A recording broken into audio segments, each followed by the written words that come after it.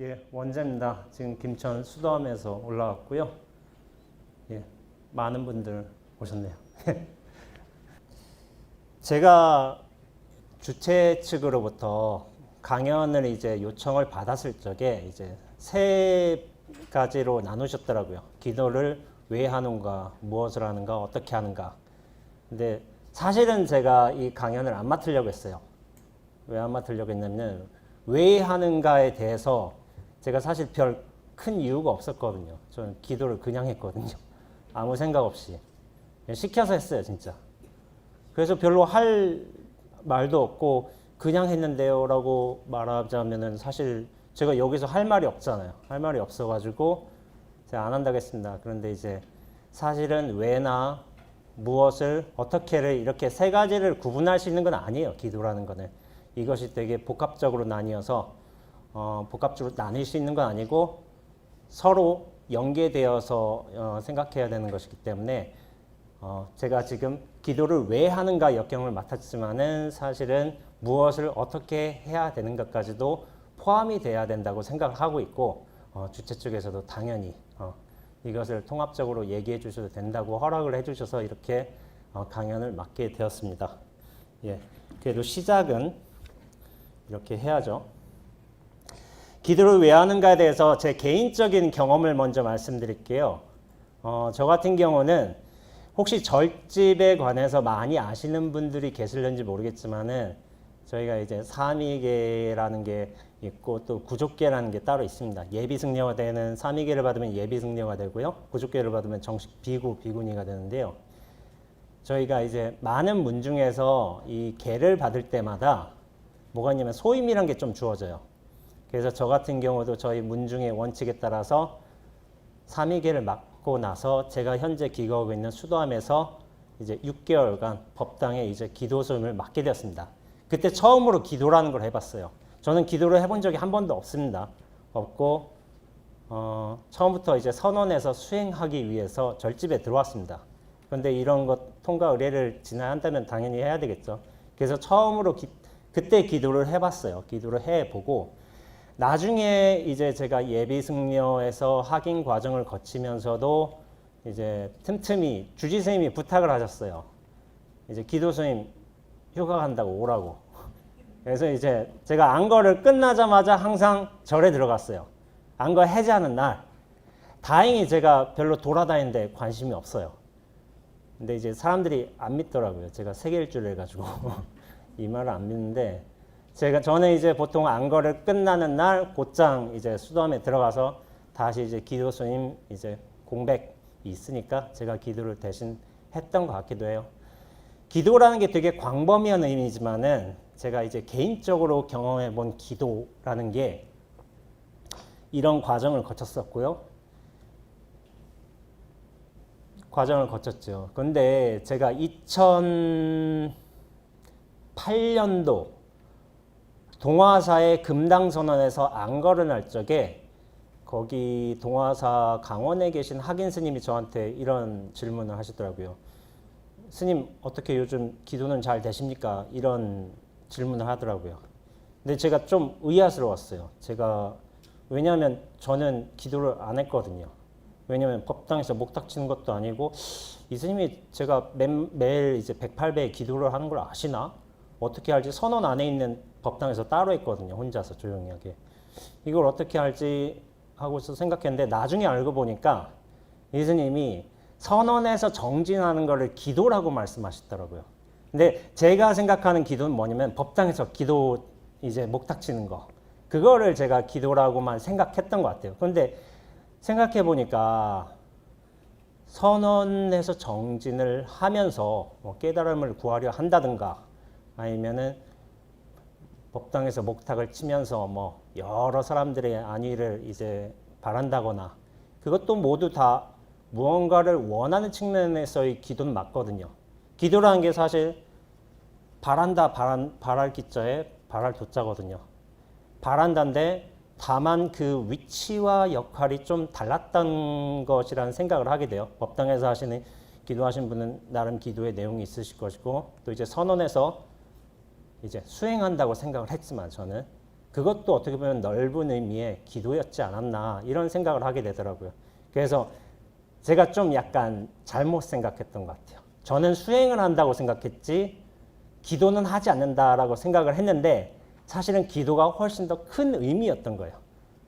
큰 의미였던 것인데 제가 수행을 한다고 좀 좁은 의미로 생각하지 않았나 그런 경험이 있습니다. 그런데 제가 이제 기도를 실제로 수도하면서 이제 목탁을 치면서 기도라는 걸 해봤는데요. 처음으로 해봤어요. 기도라는 걸 해봤는데 확실히 좀 무슨 설화에서 본 듯한 이야기들 있잖아요. 기도를 하면 무슨 일이 벌어지고 꿈에서 뭐가 어떻게 되고 그런 일들이 벌어지더라고요. 저는 그런 거를 전혀 몰랐는데 이런 일이 있어요. 제가 딴 스님 기도한 거 그냥 얘기해 볼게요. 딴 스님이 약간 좀 생각되는 대로 벌어진 일들이 있거든요. 네, 제가 아는 스님이 기도를 했다는 거예요. 기도를 했는데 이렇게 법당에서 기도를 하다가 갑자기 치즈 생각이 났나 봐요. 치즈가.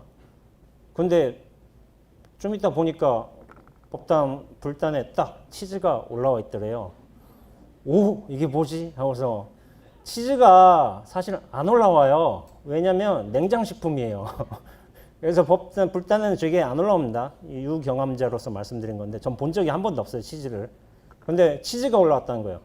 그러니까 이 스님이 와 신기하다 이런 거예요. 이제 다음부터 어떻게 했을까요? 목탁 치면서 빵 했던 거예요. 빵을 원하고 막 별의별 생각을 했다는 거예요. 실제로 그런 일들이 일어나기도 합니다. 저도 이제 경험해 본 바가 있고요. 근데 좀 신기하긴 했어요. 신기하긴 했는데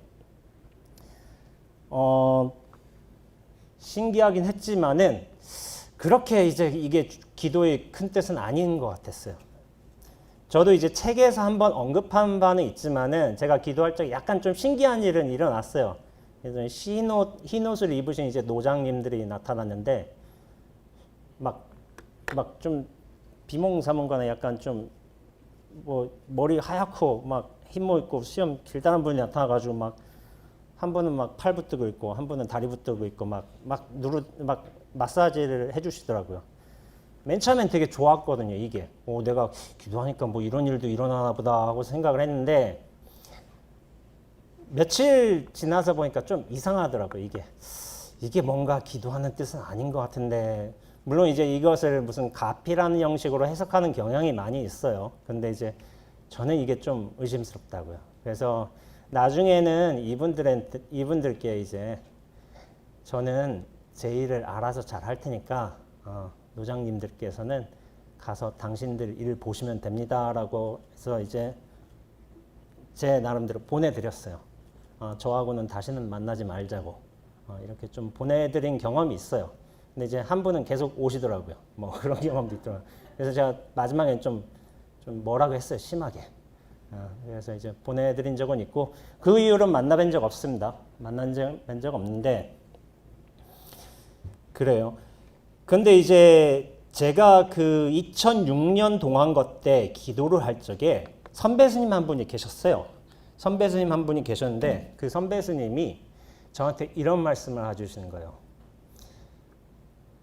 기도를 할 때 그냥 하지 말고 원력을 세워서 해라 이런 말씀을 해주시더라고요. 그러면서 이제 대해 스님, 이제 서장을 쓰신 분으로 유명하신 대해 스님의 원력 4가지를 말씀해 주시더라고요. 그래서 제가 3위 때 막 신심이 넘칠 거지 않습니까? 그래서 대해 스님 그랬다면 나도 해야 되겠다 해가지고 저도 4가지 원력을 세웠습니다. 4가지 원력을 세워서 저희들이 이제 제가 기도를 하는 입장이기도 했고 또 이제 그때는 4분 정근 하루에 4번 기도를 했는데요. 그럼 기도를 하기 전에 항상 3배를 올려요. 3배를 올릴 적에 또 마지막에 고두레를 할 적에 그때 제 원력을 반복했어요. 4가지를 정해가지고. 큰 스님이 했다니까 나도 해야 되겠다 해가지고 제 나름대로 정했습니다. 나름대로 정했는데 그 4가지 기도 내용이 뭐였냐면은 첫 번째가 방일하지 않고 정진의 일념삼매를 이루겠습니다. 이고 두 번째가 타인에게 자비하고 남의 허물을 보지 않겠습니다. 세 번째가 바른 선지식을 만나 배웠고 공부를 성취하겠습니다. 그리고 네 번째가 제가 4년 전에 바꿨어요. 4년 전에 제가 10년 차가 됐거든요. 올해 14년 차고요. 승납으로서. 뭔가 하나 바꿔야 될 것 같더라고요. 그래서 4년 차 때 네 번째 기도 내용을 뭐라고 바꿨냐면은 쓰임 받는 삶을 살겠습니다 라고 바꿨어요. 왜냐하면 좀 바꿔야 될 것 같더라고요. 그래서 결국에 그때부터 삼위계 받은 이후부터 하루에 4번씩 똑같은 원력을 계속해서 반복했습니다. 반복했어요. 이것이 될지 안 될지는 모르겠지만 원력은 가질 수 있잖아요. 반복할 수도 있고. 그래서 되든 말든 계속 반복을 했습니다. 근데 이제 아까 전 얘기로 잠깐 돌아가는데 기도를 제가 안 하는데도 예컨대 좀 이상한 일은 벌어지긴 했어요. 제가 뭔가를 특별히 바란 적은 없는데 언젠가 한번 히트텍 기사가 나오더라고요. 히트텍 그 겨울 레이 있잖아요. 좀 보니까 되게 좋은 거예요. 좋아가지고 이거 나도 사볼까 해가지고 인터넷 들어가서 이렇게 해보니까 사이즈가 없나 그래서 못 샀어요. 못 샀는데 그래서 없나 보다 하고서 했는데 이틀 뒤인가 3일 뒤인가 제가 원하고자 바로 사고자 했던 히트텍이 배달이 왔더라고요. 누군가 보내준 거예요. 보내주니까 이게 예전에도 그런 경험들이 종종 있었지만 이상하다. 이게 받아서 사실 기분이 좋지만 않았어요. 왜냐하면은 제가 그때까지 읽어왔던 선사들의 어떤 경험, 어록들 그런 것과 비추어 봤을 적에 제가 공부를 못하고 있으니까 이런 일들이 벌어지고 있구나 하는 생각이 들더라고요.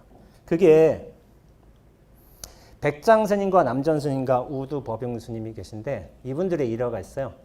어느 날 백장 스님이 되게 한밤에 그 갈증이 나셨나 봐요. 그러니까 뜨거운 좀 끓인 물을 원한 거예요. 그러니까 근데 이제 시자가 깊이 잠들어가지고 못 듣는 거예요.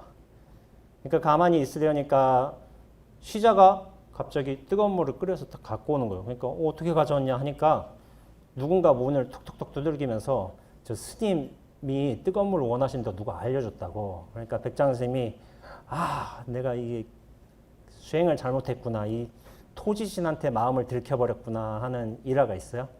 남전 스님도 비슷합니다. 남전 스님이 이제 농막에 출입하실 적에 이제 다른 분들한테 알려주지 않으셨어요.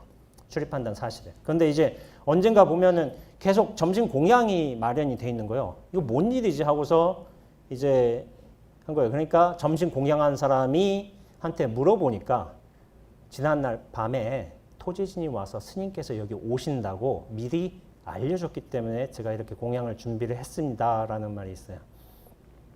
그리고 우두법용스님 같은 경우도 있어요. 우두법용스님 같은 경우 우두산에서 이제 동굴 같은 데서 이제 수행을 하셨는데 우두법용스님이 기도를 하고 수행을 하시면 뭐냐면 무슨 일이 벌어지냐면 새들이 꽃을 막 물고 와서 나중에 막 주변에 떨궈 놓는 거예요. 그리고 막 선녀가 와서 공양을 막 내고 그런다는 거예요. 그러니까 그거를 사조 도신선사께서 들으셨던 거예요. 그래서 우두법용 스님한테 직접 찾아가셨어요. 뭐 기록에 따라 좀 다르긴 하지만은 좀 욕을 하셨나 봐요. 이 마구니 놈아 하고서. 그러니까 너는 무슨 수행을 하느냐 하니까 물어보니까 저는 마음을 관하는 수행을 합니다라고 한 거예요. 그러니까 사조 도신선사가 관하는 것은 누구의 마음이며 그 마음은 또한 어떤 물건이냐라고 물어보니까 우두법용 스님이 대답을 못 하셨어요. 그때 이제 예를 갖추고서 사조 도신선사를 스승을 모시고서 정진했다는 기록이 있습니다. 그래서 나중에 마음을 밝히셨어요. 밝히니까 어떻게 됐을까요? 새는 더 이상 꽃을 물어오지 않았고요. 선녀도 공양을 올리지 않았습니다. 되게 평범하게 돌아가셨어요. 평범함으로 돌아가셨어요. 저는 이런 것들을 삼위계를 받고 나서 좀 유난히 각인되었던 내용들이에요. 이런 내용들이. 제가 이제 설린구경총서의 이제 1, 2권이 뭐냐면은 천목중봉스님의 선방야하고 이제 동어서화라는 책이 있어요. 되게 막 엄청나게 어려운 책은 아닌데 선수행하는데 기본적으로 갖춰야 할 태도나 어떤 믿음의 방식들을 잘 설명해 주시고 계셔가지고 저는 이거를 되게 열심히 읽었어요. 3번씩 읽었어요. 근데 저는 이게 나중에 제가 수행을 해 나가면서 허튼 길로 빠지지 않는데 엄청난 기반을 잡아 주셨다고 믿고 있습니다. 이게 기본이 돼버렸거든요. 그러니까 흔들리지 않고 어떻게 보면은 수행의 길로 나갈 수 있었던 것 같습니다.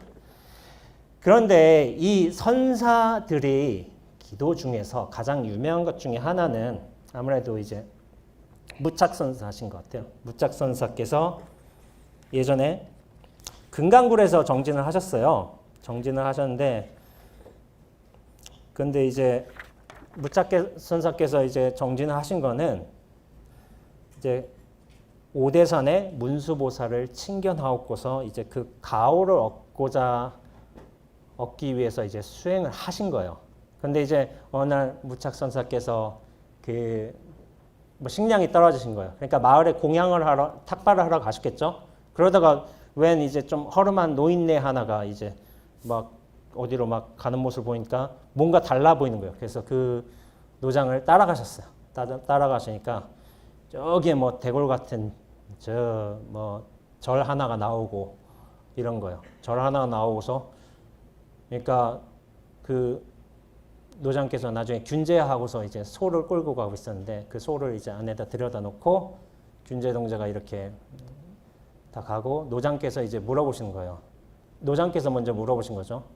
당신이 사는 절에는 몇 명이나 이제 삽니까? 하니까 300에서 500명쯤 삽니다. 하고서 어떻게 지냅니까? 하니까 계율과 교학을 익히면서 지내고 있습니다. 하니까 무착선사가 그 노장한테 물어본 거죠. 여기는 어떻게 지냅니까? 하니까 용과 뱀이 섞여서 삽니다. 라고 하고 대중의 수요가 얼마쯤 됩니까? 라고 하니까 뭐라고 말씀하냐면 전삼삼 후삼삼이라고 말씀하셨어요. 이게 벼감록의 35칙 공안입니다. 왜 전삼삼 후삼삼이라고 대답하셨는가? 대중 수요가 얼마나 됩니까에 대해서 이거는 여기서 다룰 내용은 아니고요.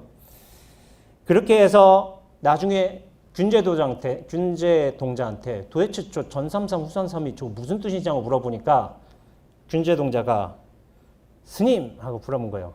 그러니까 이 무착스님 예 하니까 그 수요가 얼마나 됩니까? 라고 되물은 거예요. 그래서 뒤로 딱 돌아보니까 그 절이 싹 사라진 거예요. 사라지면서 허공 속에서 이런 개송이 나온 거죠. 성 안내는 그 얼굴이 참다운 공양이요 부드러운 말 한마디가 미묘한 향이로다. 깨끗해 티가 없는 진실한 그 마음이 언제나 한결같은 부처님 마음일세. 이거 되게 많이 보셨죠? 되게 좋은 개송이라고 저는 생각하고 있고요. 좋아요, 되게. 근데 이거 저는 무슨 다포? 그런 데서 많이 본 것 같아요. 되게 많이 봤는데 저는 이 개송을 굉장히 좋아합니다. 이거는 이 전에 얘기했고요. 나중에 이 무착선사께서 수행을 열심히 하셨어요. 열심히 하셔가지고 어떻게 되냐면은 앙산 스님한테 깨달음을 인가받게 되고 또 이제 법을 잊게 됩니다. 그 후에 또 이야기가 있어요.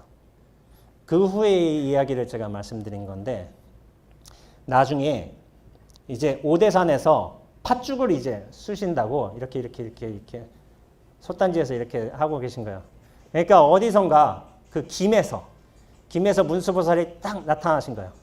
문수보살이 딱 나타나시니까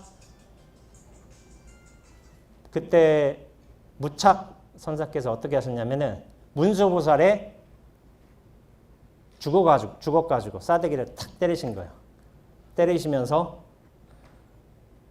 이제 문수보살이 좀 황당하신 거죠. 아니 지금까지 나의 가호를 얻고 나의 가피를 받으면서 이렇게 수행하고자 했던 무착선사 당신이 어떻게 나의 싸대기를 때리느냐 이렇게 뭐라고 화를 낸 거예요. 그러니까 무착선사께서 뭐냐면은 뭐라고 말씀하시면 유명한 말입니다. 문수는 자문수요, 무착은 자무착이라고 말씀하셔요.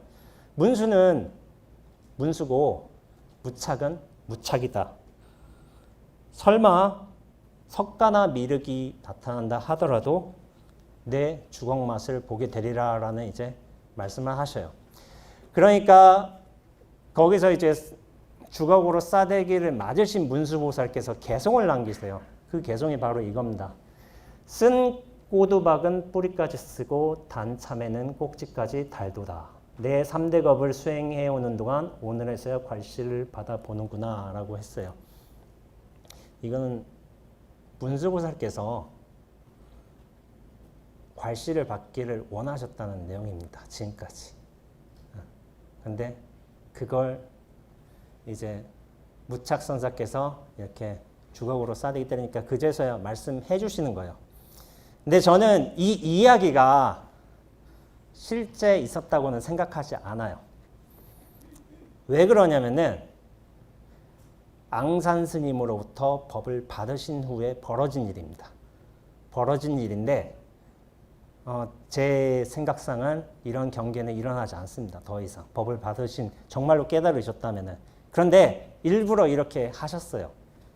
그러니까 일부러 이야기 속으로 들어가신 것 같아요. 제가 볼 때는 무착선사께서.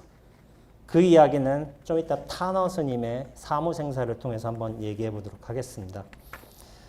결국 이렇게 선사들의 어떤 기도하는 목적이라든지 아니면 기도를 어떻게 받아들였는가에 대해서 저는 이제 제 어떤 수행하는 데 중심을 잡는데요. 이게 금강경 사구계를 통해서도 쉽게 알 수가 있죠. 아까 전에 문수보살이 형상으로 나타나셨잖아요. 그러니까 금강경 사구계 중에 유명한 게 야기색견화 이음성구와 시인행사도 불능견열애라는 말이 있잖아요. 그런데 무착 스님께서는 문수보살을 형상으로 나타나는 것을 거기에 대해서 속지 않으셨어요. 속지 않으셨고 어떻게 보면 그 형상에 속지 말라고 그런 가르침을 주시기 위해서 일부러 저런 상황을 만들어내지 않으셨나. 왜냐하면 우리는 형상에 속잖아요. 소리에도 속고. 이를테면 그렇잖아요. 예전에 무슨 그런 일들이 있는 것 같아요. 도인이라 생각하면 무슨 성스러운 모양새가 있고 그리고 근엄한 목소리가 있고 또 이를테면 뭐 예전에 인도에서 어떤 수행자 하나가 이렇게 하니까 막 새가 꽃을 물어다 갖다 주면 저 사람 대단한 사람이구나. 수행력이 얼마나 뛰어나면은 그렇게 생각할 거 아니겠어요? 실제로 우두법용 선사께서 그렇게 널리 사람한테 알려진 거는 새가 꽃을 물어다 줘서. 그러니까 사람들은 그렇게 생각해요. 저 대단한 도인이구나. 새가 저렇게 꽃을 물어다 주니. 그런데 제가 생각하는 거는 이것들이 수행이 뛰어나서 그런 것이 아니라 흔적을 나타낸 것이라고 생각해요. 흔적이란 뭐냐면은 마음의 욕망입니다. 욕망. 그 욕망이 나타나서 결국 누군가가 보게 되었고 누군가가 알아차렸고 그런 것들을 백장선사나 이제 남전스님처럼 누구한테 일러준 거예요. 그런데 저는 이것을 바른 수행이라고 보지는 않습니다. 마음의 흔적이 남지 않아야지 오히려 바른 수행이라고 생각하고 있는 편이에요. 근데 이제 사국에서도 그런 거죠. 뭔가 거룩한 상이나 고귀한 음성 같은 걸로 그런 것으로 도를 평가한다거나 깨달음의 수준을 평가한다는 게 굉장히 잘못된 것임을 지적하고 있어요. 그러면은 무착선사께서 문수보살 이제 이렇게 나타나셨을 적에 사람들은 보통 어떤 것으로 해석을 하냐면은 그 무착선사의 어떤 패기, 저 문수보살이 나타났으니까 탁 귀싸대기 딱 주걱으로 패기를 많이 보시거든요. 근데 저는 또 그런 것 같지도 않아요. 일부러 그렇게 쇼를 하신 것 같아요. 쇼를 하신 것 같고 정작으로 중요한 건 어떤 착인 것 같아요. 착 때렸을 때 착 있잖아요. 착에는 아무 뜻도 없지만 그 책에서 진리를 들었다면은, 책에서 진리를 보았다면은 깨달음으로 돌아가신 것이 아닌가. 원래부터 돌아가셨는데 여기에 혹세 무민하는 이제 중생들이 있기에 그런 모습을 일부러 보여주신 것이 아닌가. 그런 생각을 하게 되고, 결국 이제 무착선사께서는 문수보살 칭견하고 가피를 얻고자 하기 위해서 기도를 시작하셨어요. 금강굴에서. 근데 마지막에는 그 가피마저도 부정해버려요. 부정해버리고 문수보살의 존재 자체도 어떻게 보면은 무시해버립니다. 그리고 새 선사 같은 경우에는 우두법행선사, 백장선사, 남전선사는 제가 생각하기에는 흔적을 마음에 좀 흔적을 남기신 것 같아요. 그런데 흔적을 수행이 부족해서 남긴 게 아니라 일부러 이것이 잘못된 수행이다를 알려주기 위해서 일부러 그렇게 보여주신 것 같아요. 제가 볼 적에는. 원래는 그게 아님을 알고 있지만, 왜냐하면 그걸 드러내는 방식이 이야기가 없으면 또 안 되거든요. 그러니까 일부러 이야기 속으로 들어가신 것 같습니다. 그리고 우리가 제가 제 기도 경험이지만 어떤 스님의 치즈라든지 빵이라든지 뭐 히트텍이라든지 아니면 뭐 마사지라든지 이런 것들도 보면은 다 바깥의 내용들이죠. 바깥의 내용들. 그러니까 저는 기도라는 것에 대해서 이렇게 좀 생각을 합니다. 기도라는 것과 이제 수행이라는 것에서 제가 좀 차이를 두는데요. 그 차이가 뭐냐면은, 기도라는 건 이거 넓은 의미의 기도가 아니라 좁은 의미의 기도입니다. 바란다는 건데, 내용물, 대상, 상황, 변화를 이제 원하는 기도는 거래심이고 생사심이고 그것이 욕망이라고 생각을 합니다. 그런데 정말 잘된 기도는, 정말 잘 바라는 기도를 그걸 수행이라고 한다면은, 수행은 뭐냐면은 모든 상황이나 거래, 대상, 그리고 생사를 허용하는 비움이라고 생각하고 있어요. 그러니까 우리가 욕망이라는 형식으로서 기도를 한다면은 그 초점이 어디다 있냐면 바깥에 가 있어요. 바깥에. 빵, 치즈, 따뜻한 물, 아니면 새가 꽃을 물어온다든지 바깥에 가 있지만은 정말로 제대로 된 기도를 한다면, 그것이 수행이라면은 그 초점이 안으로 향하게 있다고 생각합니다. 안으로 향하게 있어서 이를테면 백장 스님의 말씀처럼 내 안에 있는 마음도 그 누구도 보지 못할 정도로 흔적이 남지 않게 되었을 적에, 그런 비움의 수행으로 갔을 적에 그게 바른 기도, 즉 수행이 아닌가 하는 생각을 하게 됩니다. 그래서 제가 이런 말씀을 많이 드려요. 어떤 보살님 같은 경우에는 그런 좀 그거 있어요.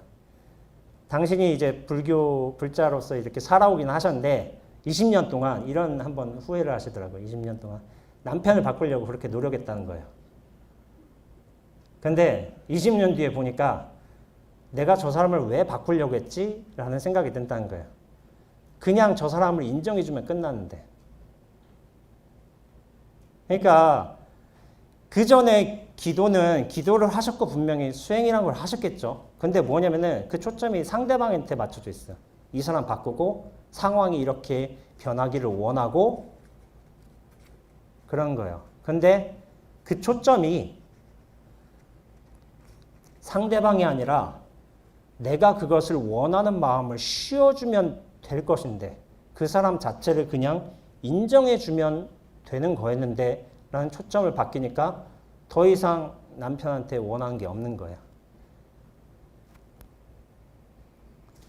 그러니까 욕망이란 것은 상대방을 통해서 바깥 상황을 변화시키면서 대상을 이제 바꿔가면서 이렇게 충족이 되는 거지만은 수행이라는 거는 뭐냐면은 나 자신의 그런 욕망을 비움으로써 완전히 비워질 적에 본래 그 자체가 충족되었다는 것으로 돌아가는 것을 뜻합니다. 그래서 저는 기도라는 거는 결국 수행으로 가야 된다고 생각을 하고 있습니다. 그리고 그 방향성이란 게 바깥이 아니라 결국은 나의 욕망을 바라보는 거, 나의 마음을 비우는 걸로 가야지만 그것이 바른 기도라는 입장을 가지고 있습니다. 근데 이게 생각처럼 쉽게는 안 되는 것 같더라고요. 왜냐하면 무언가를 계속 원하고는 있어요. 사람들은. 그리고 그 무언가는 분명히 바깥의 어떤 사람이며 대상이며 상황이더라고요. 그걸 원하는 나의 마음을 곧장 돌이켜보는 것이 어떻게 보면 사조 도신선사께서 우두법흥선사를 에게 이제 그 꾸지람을 주었듯이 그 바라보는 것은 누구의 마음이며 그 마음은 어떤 물건인가 바로 돌이켜본 거거든요. 그렇게 될 적에 사조 도신선사께서 그렇게 지적을 해주셨을 적에 우두법흥선사는 제 생각에는 비움으로 돌아가셨다고 생각을 해요. 그것이 이제 공성을 깨치신다든지 뭐 여러 말들이 있겠지만은, 근데 제가 이제 제 책을 읽어보신 분들께서는 조금 이제 아시겠지만은, 저는 이 수행이라는 게 뭐냐면은 관점의 변화라고 생각을 해요. 보통은 우리가 뭐냐면 나를 중심에서 살아가요. 나를. 이 나가 중심이에요. 분명히 내가 사람을 보고 있고 내가 사람을 대하고 있고 내 남편이 저렇게 바뀌기를 원하고 내 아들이 뭐 서울대에 들어가기를 원하고, 이를테면 나를 중심에서 살아갑니다. 근데 수행을 통해서 마음이 비워지고 욕망이 사그라지면 어떻게 되냐면은 이 나라는 중심성이 굉장히 약화가 돼요. 약화되면서 뭐냐면은 전체에 대한 관점으로 이전을 하게 됩니다. 이전을 하게 되는데, 이것을 이제 공성을 깨닫는다, 뭐 견성을 한다, 뭐 이런 말들도 할 수 있어요. 할 수가 있는데, 나로부터 시작된 중심이 전체로 이전되는 상황을 저는 이제 깨달음이라고 보고 있습니다. 그 순간은 우리가 느끼든 느끼지 않든 많이 겪어요. 근데 뭐냐면은 이 집중성이 강하면 강할수록 그거를 감지하지 못해요. 여기에 갇혀 살면서. 그러나 언젠가 한번 탁 튀어버리면서 이 전체에 대한 감각이 생길 수가 있습니다. 근데 다시 돌아오게 돼 있어요. 저 같은 경우도 10대 때부터 이 경험을 수차례 계속해서 반복해 왔습니다. 반복해 와서 저 같은 경우는 되게 괴로웠던 것 같아요. 뭐냐면 제가 책에서 설명한 바도 있는데 저는 분리감을 되게 많이 느꼈거든요. 이 세상에 적응을 못 하겠는 거예요. 이게 분명히 내가 여기 있는데 현실에서 이게 제 느낌이 그랬어요. 현실에서 5cm 떠 있는 것 같은 거예요. 계속. 여기도 아니고 저기도 아니고 나는 뭘까 도대체. 왜 살까? 이런 고민을 되게 많이 했던 것 같아요. 이게 수행을 하면서 막상 기쁘고 행복해지는 거 아닙니다. 불행해지는 사람도 많이 있습니다. 왜냐하면 여기에도 완전히 들어가지 못하고 저기에도 돌아가지 못했기 때문에. 그럼 분리감 때문에 고생을 하는 경우가 있는데, 저 같은 경우는 좀 수행이란 걸 해본 건 없지만은 10대 때부터 이런 일들이 수차례 반복이 됐습니다. 그래서 되게 좀 엇나갔어요. 많이 엇나가지고 고생도 많이 하고 했는데, 이 비움이란 건 뭐냐면은 결국 나라는 중심성에서 전체는 중심이 없어요. 중심이 없는 중심으로 돌아가는 작업입니다. 그러면 뭐냐면은 나라는 것은 더 이상 중심이 아니라 드러남의 한 모습이 됩니다. 근데 이유는 모르지만 써먹을 수가 있어요. 원죄라는 거를. 여러분을 써먹을 수가 있습니다. 도구고 드러남이고 그리고 중간 장치기 하지만 써먹을 수가 있다는 장점이 있어요. 제가 월간불강에 봤을 적에 저번에 한번 박미용 보살님의 기도가 나오더라고요. 그러니까 보살님께서 어떤 지금 수행이 어떻게 바뀌냐면 대상이 바뀌기를 원하는 욕망에서 참선 수행을 통해서 있는 그대로를 바라봄의 기도로 바뀌었다고 말씀하시더라고요. 그러면서 당신의 원력을 세우셨는데 이게 뭐냐면은 맑은 물이 되어 있는 그대로의 세상을 비추겠습니다라고 하시더라고요.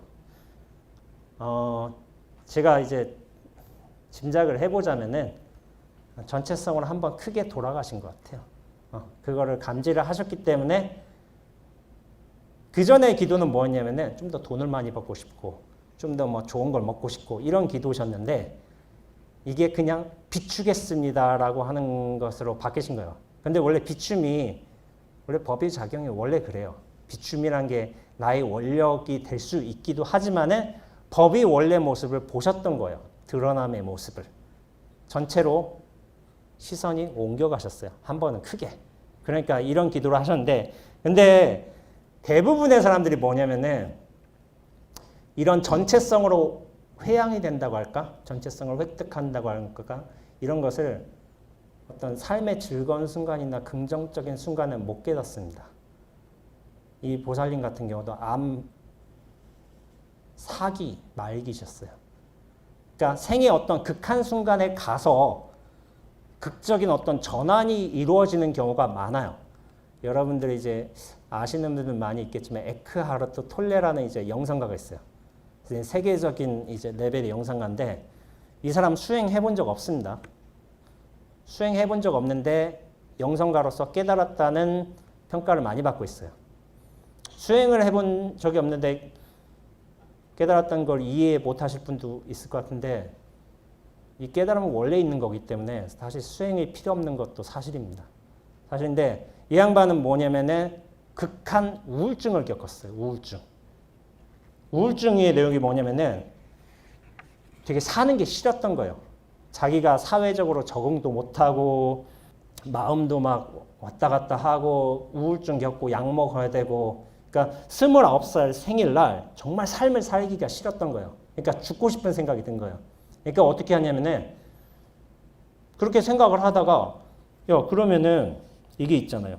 에카르트 톨레 얘기하자면은 야 그러면은 이 마음에 안 드는 삶을 사는 나하고 이걸 평가하는 나가 둘이 있다는 거예요. 지금껏 살아온 되게 안 좋은 에카르트 톨레가 있고 그거를 벗어나고자 하는 에카르트 톨레가 그렇게 두 명이 있는데 사람이 어떻게 둘이 되지? 못마땅히 하는 나하고 이걸 생각하는 나하고 뭐가 진짜지? 라는 생각을 하면서 어떻게 되냐면은 어떤 에너지 소용돌이에 들어갔다고 해요. 에너지 소용돌이에 확 들어갔는데 그 소용돌이에 들어가면 어떤 감정이 생기냐면은 어떤 감정이 생길까요? 공포가 생깁니다. 왜냐하면 전에 겪어오지 못한 것이었기 때문에. 저는 제 개인적으로 이 공포를 2번 겪어본 적이 있어요. 알아요, 그냥. 죽을 수도 있다. 라는 걸 아는데 제가 2008년도에 한번 경험을 해봤는데 그때 도망갔어요. 무서워서. 2014년도에 또 한번 경험을 했는데 그땐 죽기로 결정을 했습니다. 결정을 했기 때문에 그냥 안으로 들어간 적이 있어요. 그런데 내면의 소리가 나온 거예요. 저항하지 말라고. 너를 맡기라고. 하면서 싹 들어가 버린 거예요. 그래서 나중에 깬 거죠. 결국에 깨니까 새 지저귀는 소리를 들었는데 전에는 전혀 듣지 못했던 새로운 소리였어요. 사실 새소리는 바뀌지 않았습니다. 새소리는 바뀌지 않았는데 예전에 듣던 소리였어요. 근데 뭐냐면은 시선이 이동이 돼버렸어요.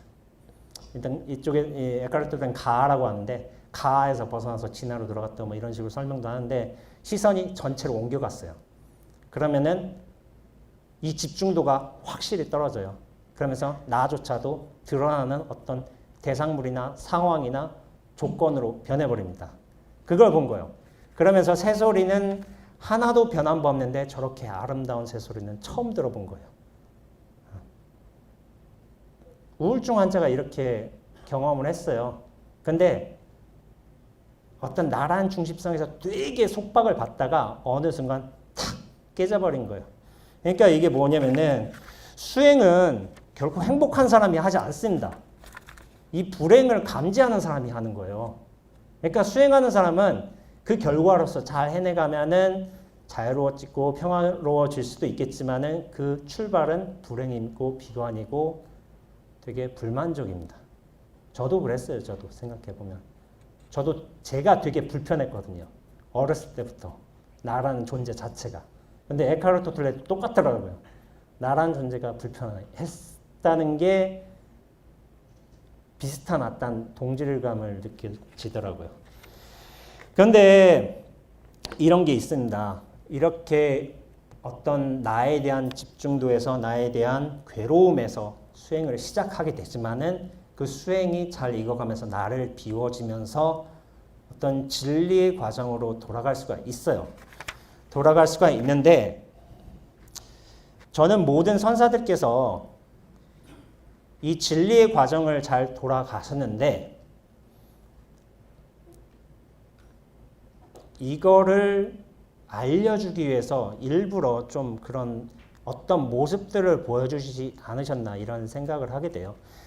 제가 타너 스님의 사무생사라는 게 있습니다. 무생사를 이제 공이라고 해도 돼요. 사공이라고 해도 되고 뭐 그렇게 해도 되는데 처음에는 수행에선 지무생사라는 게 있어요. 생사 없음을 안다는 거예요. 안다는 건 이제 너 들어서 할 수도 있고 누군가의 법문을 통해서 크게 감화받아서 알 수가 있습니다. 근데 그 다음 단계가 뭐냐면은 채무생사예요. 생사 없음을 한번 크게 깨닫는 거예요. 크게 깨닫는데 한번 크게 깨닫는 것일 수 있고 한번 만날 수도 있어요. 만날 수도 있는데 한번 뭐가 확 오는 거예요. 경계가. 그게 사람마다 크기도 다르고 지속성도 다르고 영향력도 다르고 어떤 기간도 다릅니다. 그러나 어쨌든 한 번씩 오게 되는 경우가 있어요. 그걸 이제 선문에서는 견성이라고 하는 경우도 많이 있고요. 계무생사라는 건 뭐냐면은 이 한 번 왔던 게 아니라 그 다음에 무슨 일이 있냐면은 계속 반복이 돼요. 왔다 갔다 왔다 갔다 이렇게 반복이 되는데 그것들이 안정화 단계에 접어들면서 하나로 딱 만나는 상황이에요. 만나면서 이거를 이제 15도에서 인후구망 이제 8번째 인후구망 완전한 깨달음이라고 이제 칭하는 경우가 많습니다. 예, 그때는 이제 더 이상 흔들림이 없어요. 흔들림이 없고 그런데 마지막에 타너 스님께서 용무생사라는 걸 말씀하셨어요. 이게 저는 좀 독특했거든요. 생사가 없다는데 쓴다는 거예요. 용무생사. 그래서 제가 사람들한테 질문을 해요. 그럼 생사가 없는데 이걸 어떻게 써요? 없는 거를? 어떻게 쓸까요? 라고 이제 질문을 해보면 여러 대답들이 나와요. 없는 생사를 어떻게 써요? 하니까 뭐 이런저런 말씀이 많이 나왔지만은 이 없는 생사는 어떻게 쓰냐면은 있는 생사로 씁니다. 뭐냐면은 말은 없다지만은 그 실체가 없다는 거지 현상이 없다는 건 아니에요. 실체 없음, 공성을 깨닫는 것이고 공성을 돌아가는 것이 깨달음이긴 하지만은 그거를 쓰는 것은 결국에 생사예요. 생사. 생사를 쓰지만은 색즉시공 공즉시색처럼 생사를 쓰지만 애초에 생사 없음을 쓰는 거예요. 그것이 똑같은 도리입니다. 생사를 써도 흔적이 없기 때문에 결국 생사 없음으로 돌아가는 것과 같습니다. 그러니까 용이라는 거는 없는 걸 쓰지 못해요.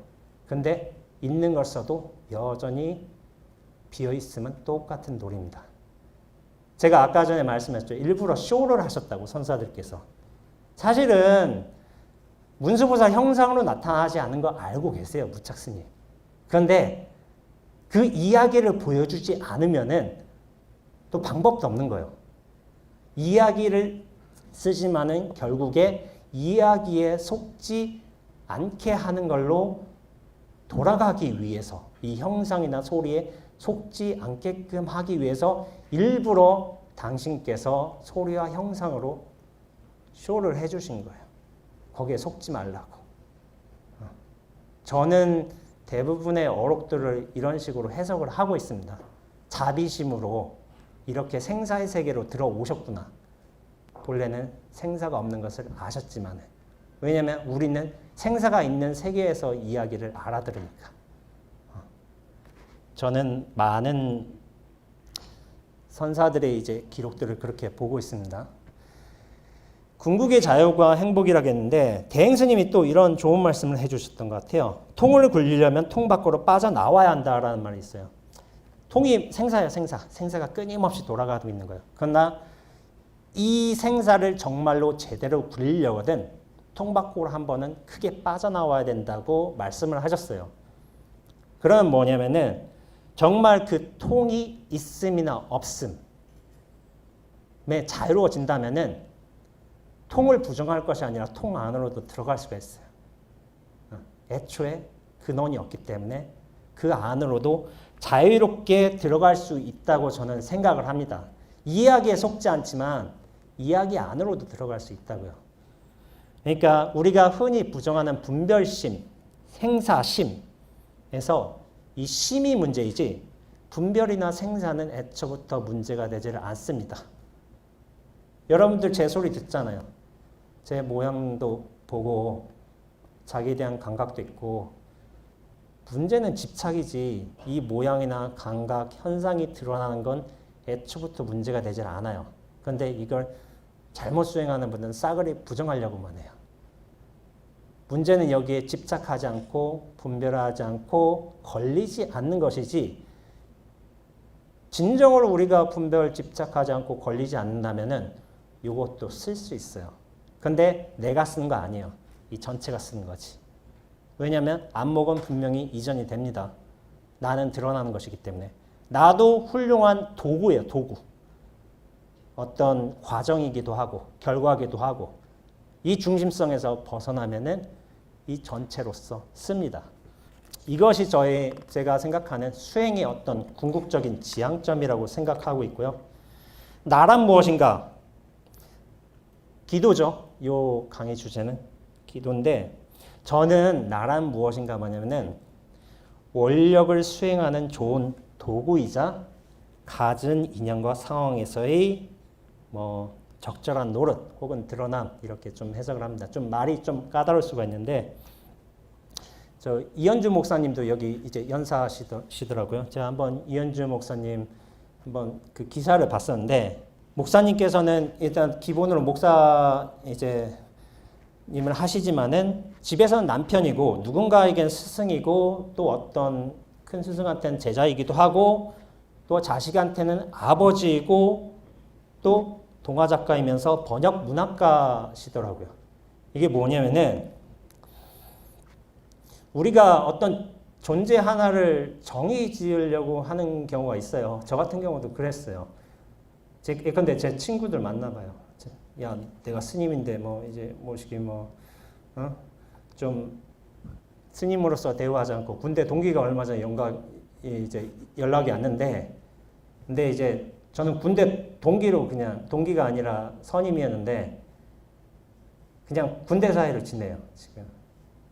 그이는 물론 저를 스님으로 보지만은 군대 사이처럼 좀 편하게 했어요. 예전에는 그렇지가 않았어요. 내가 스님인데 이를테면 집에 가서도 스님처럼 되고 싶은 사람이 있을 수도 있어요. 아버지께서 스님으로 이렇게 해주고. 저 그런데 집에 가면 아들이에요, 그냥. 아무것도 아닙니다.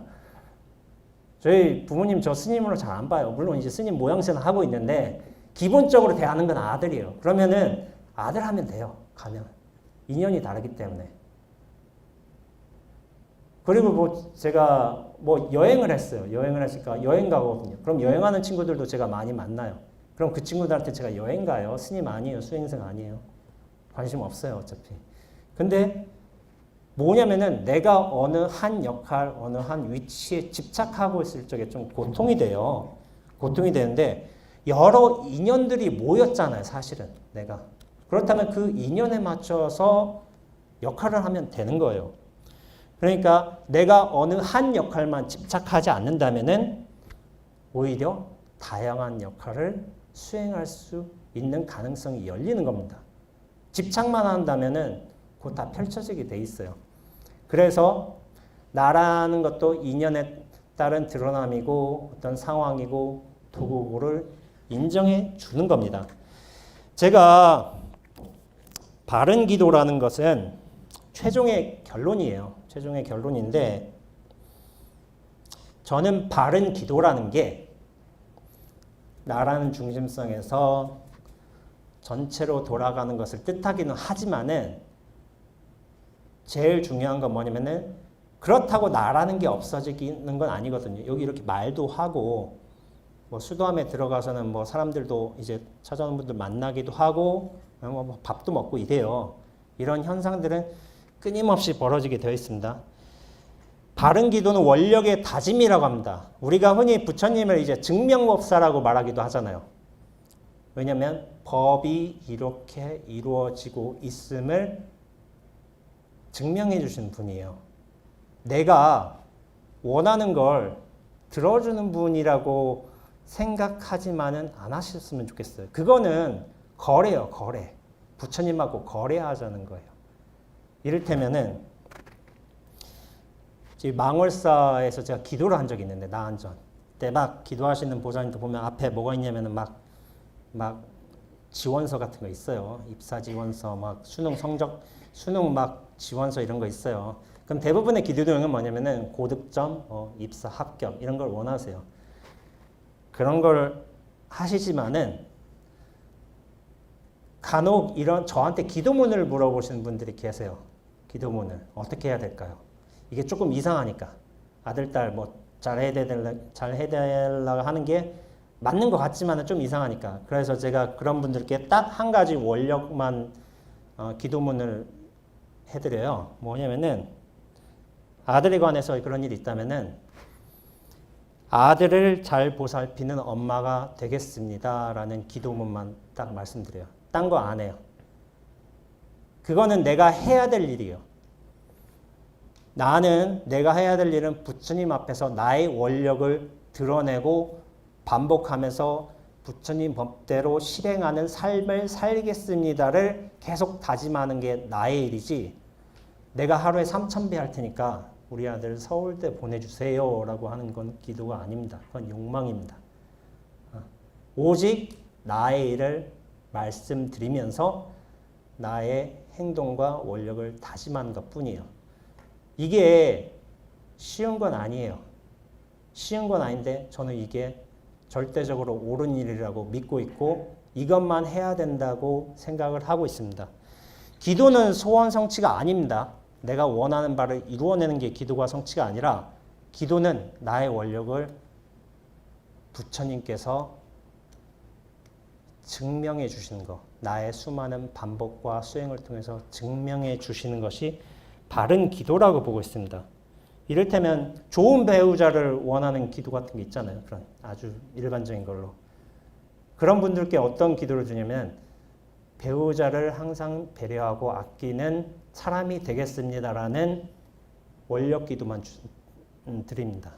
그리고 이를테면은 뭐 회사에 입사, 뭐 삼성에 입사하기를 원합니다. 뭐 이렇게 한다면은 어떤 기도를 드리냐면은 타인과 잘 협력해서 원만하게 생활하는 사람이 되겠습니다. 어떤 거를 원하는 게 아니라 나의 역할만 반복하는 거예요. 앞서 제가 말씀드렸다시피 저의 기도도 사실 그랬거든요. 수행하면서 제가 해야 될 일만 반복을 했거든요. 이것이 이루어질지 안 이루어질지는 저도 모릅니다. 근데 이건 제가 계속 반복해도 되잖아요. 근데 뭐 방일하지 않고 정진의 일념삼매를 이루겠습니다. 아니면 뭐 쓰임받는 삶을 살겠습니다. 이거는 계속 반복할 수 있지만은 결국에 그것을 증명해 주신 것은 저는 부처님이라고 생각해요. 그것은 제가 관여할 바가 아니고 제가 할 일만 계속 반복하는 것이라고 생각을 하고 있습니다. 기도의 목적. 제가 기도의 목적이라는 것을 이렇게 강의를 맡겼는데 사실은 무엇을 어떻게 왜라는 것이 이렇게 따로 떨어질 수 있는 것은 아니지만은 결국 나의 원력을 3년간, 100일간, 뭐 10년간 반복하는 것이 저는 바른 기도라는 것이라 생각하고 있고 그러기 위해서는 원력을 정하는 게 제일 우선이라고 생각해요. 과연 내가 무슨 일을 할 수 있을 것인가?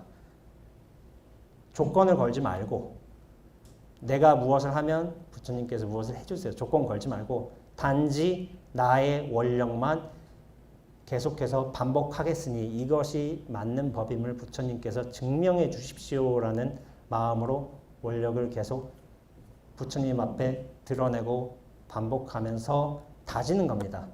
그러면은 그게 읽다 보면은 언젠가는 자기도 모르는 사이에 그 일이 변해져 있음을, 그렇게 되어 있음을 알게 되는 때도 분명히 오게 됩니다. 그렇기에 저한테 기도를 받는 분들께 제가 제일 먼저 드리는 말씀은 원력부터 정하세요. 기도를 해야 되는 목적이나 방법이나 이런 거는 방법은 다양할 수 있지만 원력부터 정하는 것이 기도의 시작입니다. 원력을 남한테 검사 받아도 돼요. 검사 받아도 되고 이거 좀 이상하지 않은 거 그렇게 가져온 분도 계세요. 이건 약간 보정해 드리기도 해요. 왜냐하면 내가 해야 될 일만 바꿔가지고 어떤 거래는 끝내버리고 이것이 힘들 수도 있지만은 꼭 그렇게 하셔서 3년이고 10년이고 하셔서 부처님의 법이 원래 이렇다는 것을 부처님이 증명하시는 게 아니라 내가 내 삶으로 증명해 주는 것이 부처님의 은혜를 갚는 기도라고 생각하고 있습니다. 원력 정하는 것, 이것이 가장 중요하다고 생각하고 있고요. 이렇게 부처님의 법을 내 삶으로 증명해내는 것이 불자로서의 도리고 수행자로서의 자세입니다. 그래서 원래 자유는 펼쳐져 있으니까 이 기도를 통해서 부처님의 자유가 자신의 삶으로 드러나는 이제 기도로 회양되기를 바라는 마음에서 제 강연을 마치도록 하겠습니다. 네, 감사합니다.